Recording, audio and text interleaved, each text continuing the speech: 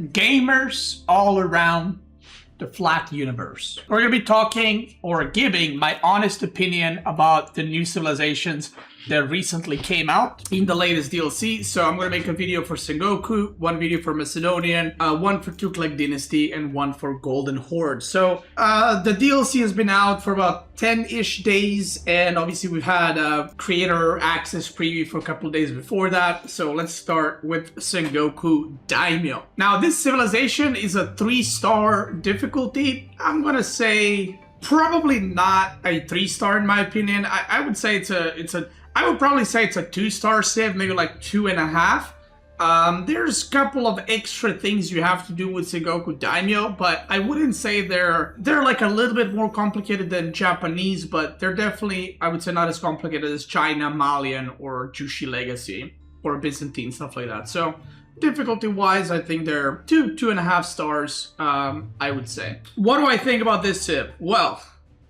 I think this civilization is easily the strongest civilization out of the 4 new ones. I don't know where yet to put it in terms of like comparing to old civs, like if it's like an S tier civ or A tier civ, but it's probably one of those two. I think the civilization Sengoku is probably going to get nerfed in the future. I would be very surprised if they don't. The reason for that is because of being able to make yatai in Dark Age. If you make 2 yatai, you are 3 villagers ahead in terms of income. So if that's assuming you can get 60 food per minute from each yatai. Basically your economy is just better, like compared to the other civs from the get-go. And civilizations that do have economy like that are better from the get-go, or you have more villagers in terms of income, generally do well. So I would imagine Sengoku will be played at the top level. I think at lower leagues it probably will not be overpowered because there needs to be some like multitasking being done, but it's probably not going to be lowest win rate either. At the top level I can see it being picked pretty much every single series. So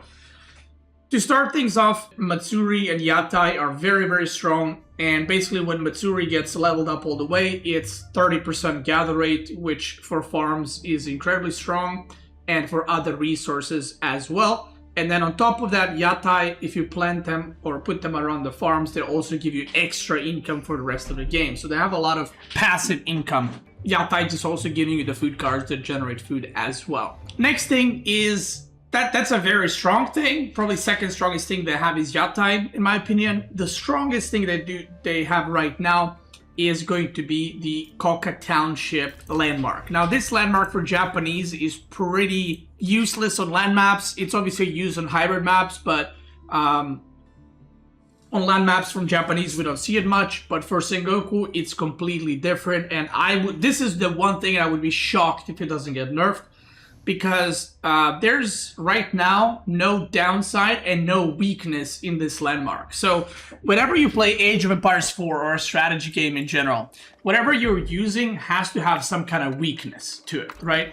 For example, you go Council Hall as English, then you have access to longbows and they're cheaper and they build faster, but you don't have cavalry. If you go Abbey of Kings, you get a free king, but then you need to build production buildings in order to get longbows or spearmen. So that there's always like you get this, but you don't have that. Right now for Sengoku, there's 2 landmarks in Feudal, Ryokan, which is basically, I think it gives you 60 extra pop, and it gives you healing out of combat for any units that move nearby the landmark, okay? That landmark, when you hear it, right, it sounds pretty good, because Abbey of Kings, for example, is a good landmark, but it only heals around it. So why is Ryokan so bad?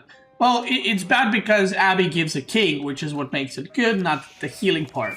Number one thing is Koka Township doesn't have a true option in Feudal Age because, like I said, Ryokan is just a lot worse, so the automated response is to just go Koka Township. Now, why is this strong?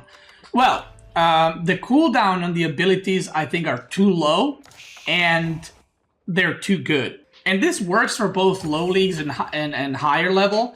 I think the scan ability, the one that reveals Fog of War and you can see what your opponent is doing, in my opinion, should probably scale per age. Right now, if you just drop it like this, like if you just drop it on the middle of the opponent's base, you pretty much will see like everything that they're doing. maybe it would be good if, you know, in Feudal Age it reveals this much, in Castle Age reveals this much, and in Imperial reveals this much.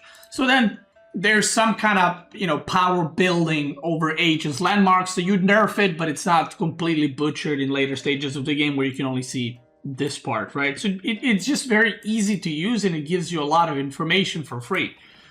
Which obviously information is very, very important in AOE4 so that you know what to make and what the opponent is making and so on and so forth. So that's number one. Number two, connected to this one. So this is reveal 10 tile radius for 20 seconds. So StarCraft 2 has this kind of mechanic where you use a scan, and basically what happens is you reveal part of the map and you can see what the opponent is doing. But if you cast the scan, you don't have the mule, which is the economy part of the landmark. So imagine this. If you cast this, you can't use Shinobi. If you cast Shinobi, you can't use this. That's kind of how it works in StarCraft. So there's a downside to using the abilities. In Koka Township, there's no downside to just aging up and immediately popping the scouting ability because it doesn't cost anything. And the faster you use it, the faster you'll get to use another one, if that makes sense. Another thing that's pretty strong combined together is if you use the Shinobi Scout like here, the moment you age up, and then plop down Shinobi Ambush and you just harass your opponent immediately across the map. So we're now into like spell casting where you can spawn units on the enemy side of the map, and in my opinion, that's pretty bad. So this landmark can be nerfed in so many different ways, okay? You can add a cooldown. So if you use this, you can't use this one for 20 seconds, right? That would fix you spawning Shinobi out of thin air by just, you don't even need a unit there. You just boop, boop, Shinobi, and then you can attack. So that's number one thing that can be fixed, adjusted, nerfed. Next thing, this lasts 20 seconds. That's a pretty long time for an ability that is completely free. Second, regarding the cooldown, the Shinobi Ambush cooldown is not enough for two reasons. Number one, it's just too short of a cooldown. And number two, Shinobi lasts 90 seconds, or if they use their 3 grenades. So why is this a problem? This ability, basically the moment you age up, even if you don't have a good spot to use it, like right now there's nothing happening, and let's say you can't use it on Self-Worth, you should just use it here anyway. Because the cooldown doesn't start when the Shinobi die. The cooldown starts the moment the Shinobis are spawned. Which means that if you use this ability, the cooldown starts going, and you can have a fight like a minute afterwards, and then as the fight is done, you almost have another batch of Shinobi ready to go. Which is just ridiculous. We've seen this before. I can't remember which mechanic already has this, where the way it was adjusted or changed is the cooldown started after the ability expired. Which means if Shinobis are up for 90 seconds and the cooldown is, let's say, 2 minutes, the cooldown of 2 minutes would only start after 90 seconds expire or after Shinobi die. So that would be, in my opinion, a proper way to do it. This way, you almost permanently have Shinobi up if you use them correctly and if you know how to do it, and they're just too strong. You even have situations like this.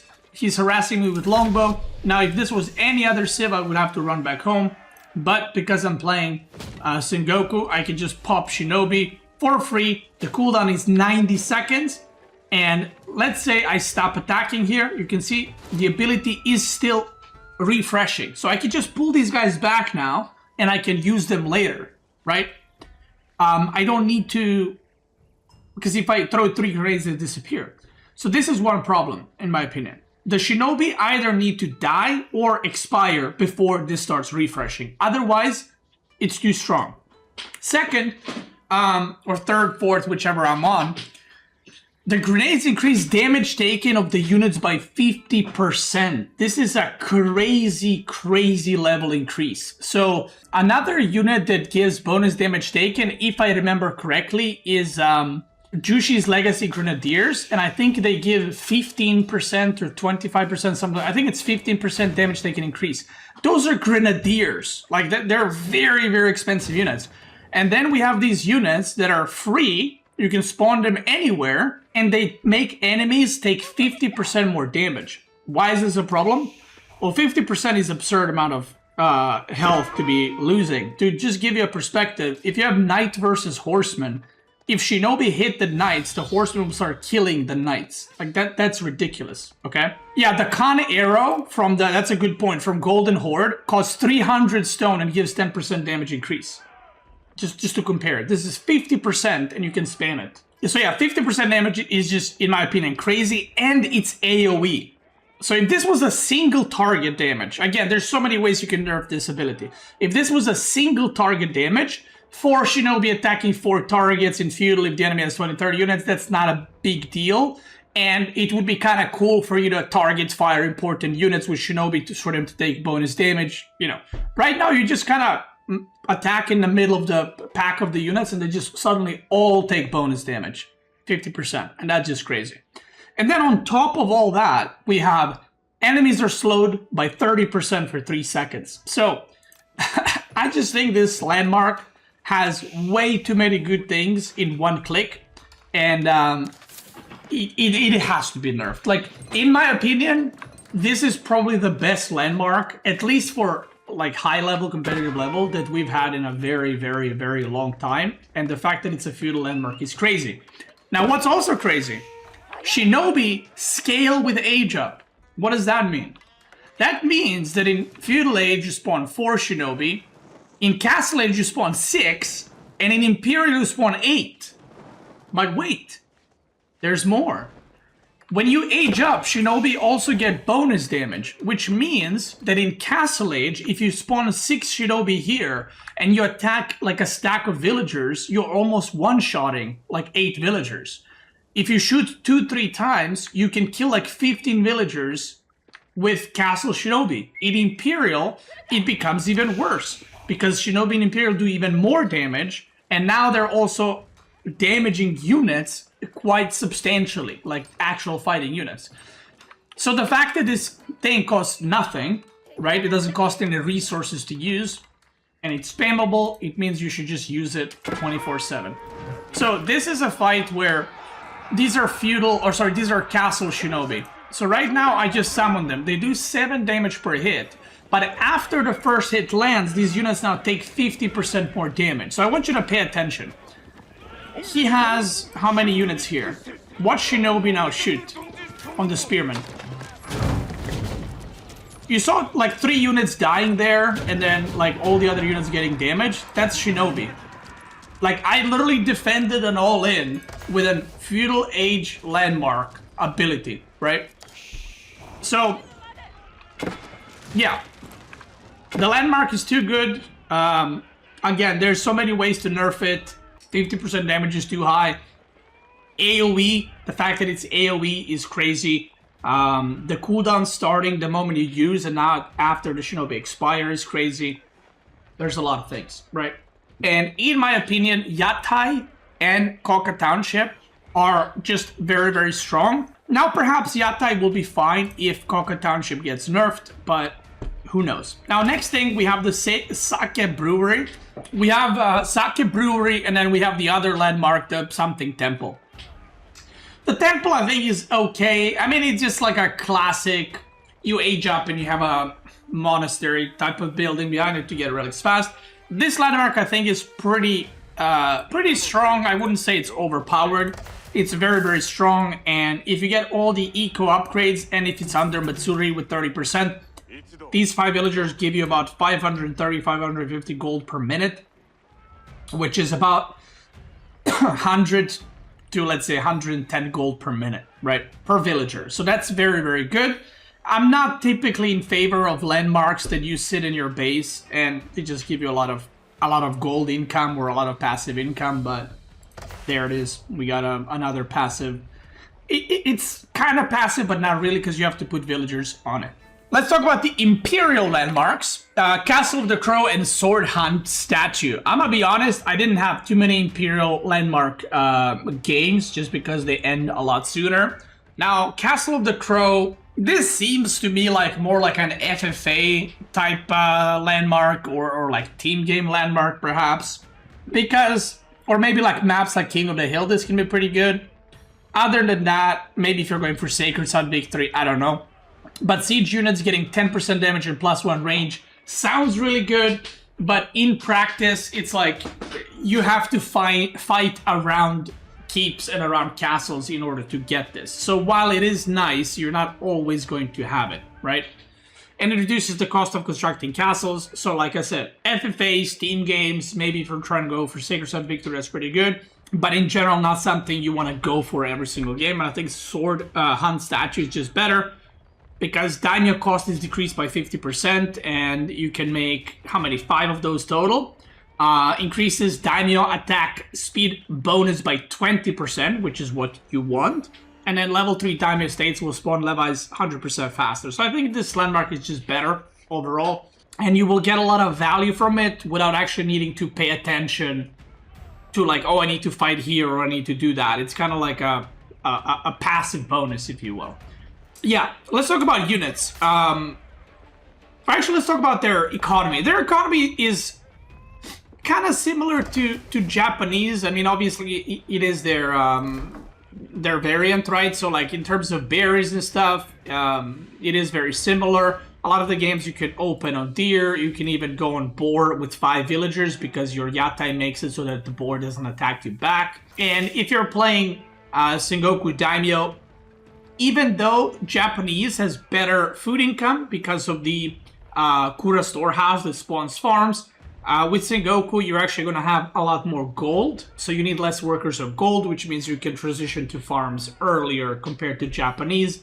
And you can also just take the outside food sources, and yatai also give you a lot of food per minute. So the economy feels very good. In terms of their unit comp, on the other hand, there's some interesting choices in there. Some of the Daimyo Estate upgrades are really good, and some of them are pretty underwhelming in my opinion. So for example, the Daimyo for the cavalry, the Takeda clan Daimyo Estate, the very first upgrade is really good. Like really good. Because what it basically gives you, I think I'll build it soonish, let me speed up. It gives you 10% speed on your cavalry. Now, you might think, well, is that really that good? I mean, yeah, you get some movement speed, but it's not that big of a deal, right? Well, it makes your samurai, mounted samurai, run extremely fast. And I'm gonna build it right here now so you can see. 10% movement speed. And if I'm not mistaken, your mounted samurai go from 162 movement speed to 179. Horsemen have movement speed of 188. So they're extremely quick. They get bonus HP when you build Daimyo Estates. And then you have the second one, which is kind of like, eh. Your Yari Cavalry gets anti-cavalry damage increased by +2. The thing is, I've done tests with the Yari Cavalry. I try to counter like knights in feudal age by just spamming Yari Cavalry. It doesn't really work like that. You should look at it more like it's a nice bonus that you have against cavalry, but you shouldn't build Yari versus cavalry specifically if you want to counter cavalry. So this upgrade is in Castle Age. I feel like maybe they're like reversed. Maybe they should be reversed because this is a lot better upgrade in my opinion than this one. So maybe this one should be in feudal age. I don't know. But most of the time I skip this one until like a very late game where you're like spamming horsemen, aka Yari Cavalry, if you don't have gold or something. And then the last one is the Mounted Samurai that just gives you +4 damage against infantry, so it makes Mounted Samurai even better, and they get the deflective armor as well. So I think Sengoku Daimyo units are very strong. I have severely underestimated Daimyo and its attack speed that it gives. It makes a massive difference in Knights versus Knight battle in Castle Age, which I did not expect. I mean, I understood it's 20% attack speed, but when you're playing against Sengoku Daimyo and they have Daimyo made for the attack speed aura in Castle Age, they will mow down your Knights pretty badly, and if they have the upgrade for movement speed as well, you're not going to be able to run away either without taking some losses as well. So their strongest unit is probably Mounted Samurai plus Daimyo, very similar to Japanese Mounted Samurai plus Bannerman type of games. There's a few interesting playstyles you can go with. You can go like Cavalry Infantry. Their infantry is also very strong. The fact that their infantry can get deflective armor is super strong and super good, because if you get to the late game and you're spamming mass samurai or mass spearmen and you have deflective armor on all your melee units, that is incredibly powerful. And then the last thing, you have the archer range Daimyo, which basically the first one is Yumi gets +1 damage, which is just to put it in line with the other archer units. But the devs have already mentioned in one of their posts that they released recently that they're looking into Yumi Yashigaru, which I'm assuming means nerf. So yeah, I don't know how they're going to nerf them. I'm assuming it's going to be probably cost increased or movement speed reduced, because those are the two things that make them as strong as they are. But yeah, last thing, the new unit that I wanted to discuss, which is called something Samurai, the guy with the base. It's a very interesting unit, and I think we're gonna see some really cool unit comps with it in the future. It obviously has its place versus some units, because it's the first unit that deals HP percentage damage to enemy units, which means the higher HP the enemy unit has, the more damage your unit will deal to it. So because of that, look at this, just spawning Shinobis there. Which means that it's incredibly strong against OTD units because they have a lot more HP. It's incredibly strong against elephants, for example. So if you're playing Sengoku, you don't need to make spearmen against elephants. Or against Tuklak Dynasty, you can just make the guys with the maces, which I don't know what they're called. They can also be used against knights, but they don't have the brace ability like spearmen do. So you probably want to have some spearmen in them as well. It's a cool unit. I don't think it's useless. I don't think it's Kanabo Samurai, right? I don't think it's useless. I don't think it's overpowered. I think it's going to have its use, but you're definitely not going to be making them in every single game. So other than that, Sengoku Daimyo in terms of playstyles, I don't really see it being played as a passive civ. The reason for that is civs that usually go for 2 town centers, usually they lack economy, so they go for 2 TC to kind of make up for that and boom, or they have some really good economic bonuses where if you have more villagers, you scale better. Sengoku Daimyo scales with Yatai, so they're probably in the future, unless there's some severe changes, going to be played something similar to Japanese is now, something similar to Ayubid, where they have a little bit more food passive income early on, but you kind of transition into this mounted samurai archer comp and you try to raid and put pressure on the map and do all these kinds of transitions that you need to do by getting more Daimyo estates, getting map control, and slowly expanding, and maybe around this time you add a second town center.